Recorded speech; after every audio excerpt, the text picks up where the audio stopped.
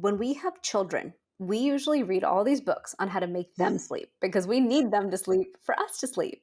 And guess what is one big thing we do for them? We set up a nighttime ritual to lead them to a great night's sleep. We close the blinds, we start diffusing lavender oil, we start playing sleep music, we do a massage to them, we make sure they have a nice hot bath, massage them after with lotions, put their pajamas on, make sure everything's dark.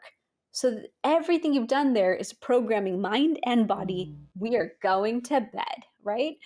What do we do for ourselves? We're like, okay, close the laptop, run up, maybe throw pajamas on. I've learned a lot of people don't do that. Mm. Plug in our device right next to our head so it can damage and disease us all night long. Mhm. And then read on social. Maybe we're on TikTok or Instagram. We're just like consuming blue light programming. Boom. And we should automatically fall asleep. And I'm not saying I'm perfect. I totally do that Mhm. I sometimes. do too. But Right? what if we did the Ayurvedic way? The Mm. Ayurvedic way is I have alarms on my phone to remind me 8:15, invest in self-care time, 9 o'clock, bedtime rituals, and lead ourselves towards great sleep using the Ayurvedic rituals. So the Ayurvedic rituals are actually 12 of them, and they start in the morning, and I've cut it in half and moved a lot of them into the evening because most of us aren't that free in the morning to do Mm. so much self-care. And in the evening, they're the perfect lead in for bed. So I talk about dry brushing. Dry brushing is going to move the lymphatic system so that it works better overnight to clean and clear and detox us. The circadian clock in Ayurveda says we should sleep from 10 to 2 on the clock. That means all of us need to be asleep by 10. Mm. I know that that's hard because the average American is sleeping at 11:22 according to Fitbit. But if we can move that time up 15 minutes at a time, sleep alone will clear inflammation overnight, and 10 to 2 is what we call the pitta time of day, where the sun is highest in the sky. And so if you stay up till about midnight, you'll find all of a sudden you're like, I'm a night owl. I have so much energy. I can do so much. You are not a night owl. You're not extra creative at midnight. Any one of us, if we got too close to the highest sun point, will all automatically take the energy that we could have used for detoxing and clearing inflammation, and we'll just leverage it for work Mm. and thus completely bypass detoxification and cleaning. And so our job is different sleep rituals. I have a deep sleep tea that I developed purely to help mind and body relax and ease towards bedtime because I myself need some tools. Hot shower, maybe Epsom salt bath. I do a heating pad in bed just to keep myself extra warm and relaxed and comforted, and then go to bed.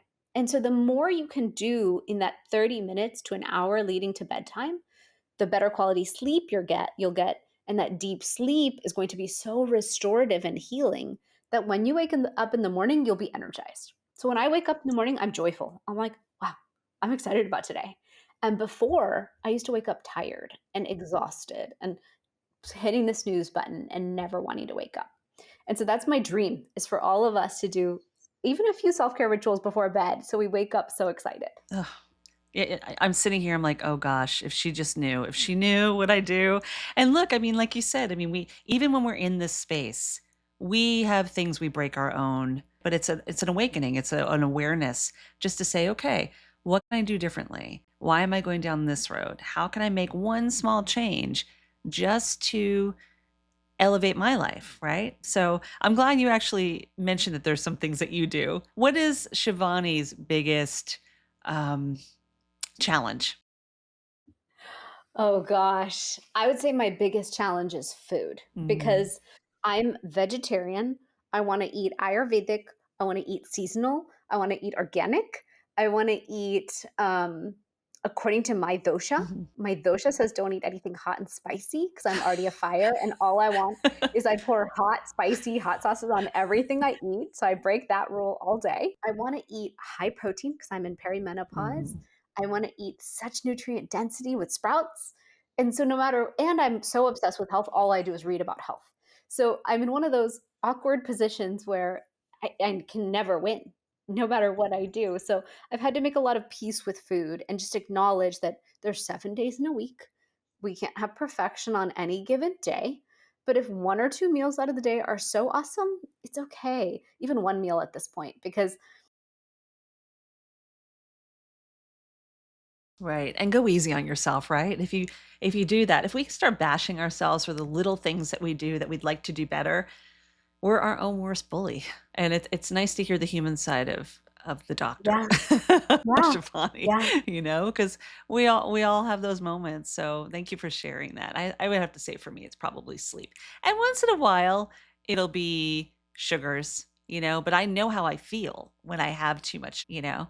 And just making those small notes to yourself of how does this make me feel? absolutely. Yeah. So again, fusionary formulas. We're going to share more about that in notes of this podcast. And then also, you have two giveaways, and I'm so grateful that you're sharing this free 7-day inflammation detox challenge you're sharing, as well as an anti-inflammatory e-cookbook. Okay. I'm all about that. Do you want to share anything about Yeah. those? Absolutely. So many people come to me and their main struggle is Yeah. inflammation. And they know they're inflamed. They're like, something's wrong. I've got joint pain. I've got stiffness. Something's wrong with my gut. I have brain fog. Random things hurt. I don't understand why. I've Yeah. tried everything. And so, inflammation, if we just learn how to naturally clear it and build an anti inflammatory lifestyle, then we can maintain that vibrant health that we deserve. And so, the 7-day challenge is actually a really easy way to learn a little bit about everything that I teach. So I don't take everything away from you, which typically, if you want to reduce inflammation, you're going to take away that sugar. We're going to take Mhm. away alcohol. We're going to take away gluten. So instead, I try to add a lot back in. Like let's give you glorious sleep. Let's get you feeling great. And then yes, I will take one or two food categories away Okay. from you. Are you gonna, what are you But going to tell us I what those don't. are? I mean, the top 5 inflammatory foods that I teach are dairy, sugar, alcohol, gluten, and then red meat, Yeah. which red meat is, it's dependent on the person. Some Yeah. of us are so built to digest it, not all of Yeah. us. Sometimes I talk to my clients, I'm like, look, just take it out for 2 weeks, let the gut heal, Mhm. and then bring it back in it. I know it has a lot of benefits. It just depends on your different template of body. So cutting inflammation is very key. And that's why I also made the anti-inflammatory cookbook, just to show different ways to reduce inflammation. The thing is, Yeah. if we're not going to consistently reduce inflammation in this day and time, we're going to have that chronic buildup of toxic burden and different issues. So that's why I'm so passionate about all the ways we can reduce inflammation.